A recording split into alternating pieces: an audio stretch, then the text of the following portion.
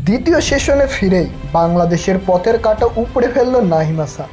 সেঞ্চুরির দিকে ছুটতে থাকা কামিন্দু মেন্ডিসকে থামিয়ে দিলেন তিনি। ৮৭ রানে সমাপ্ত হলো মেন্ডিসের ইনিংস। নাঈমের দুর্দান্ত ডেলিভারিতে উইকেটের পেছনে ক্যাচ দিয়ে ফিরলেন তিনি। এরপর শ্রীলঙ্কার ইনিংস গুটিয়ে গেল মাত্র ৪৮৫ রানে।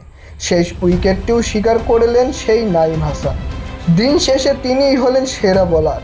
ক্যারিয়ারে চতুর্থবারের মতো পেলেন ইনিংসে ৫ উইকেটের গৌরব। এর আগে বাংলাদেশ করেছিল ৪৯৫ রান, তাই লঙ্কানদের থামিয়ে দিয়ে টাইগাররা পেল ১০ রানের লিড। এখন সব দায়িত্ব দলের ব্যাটারদের কাঁধে। বড় একটি লক্ষ্য দিতে পারলে জয়ের সুবাস পাবে বাংলাদেশ।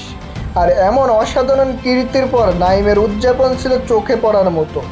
মাটিতে সিজদায় লুটিয়ে পড়ে মহান রবের কাছে জানালেন কৃতজ্ঞতা। দুহাত তুলে করলেন প্রার্থনা। এক দৃষ্টিনন্দন ও শান্তিময় মুহূর্ত।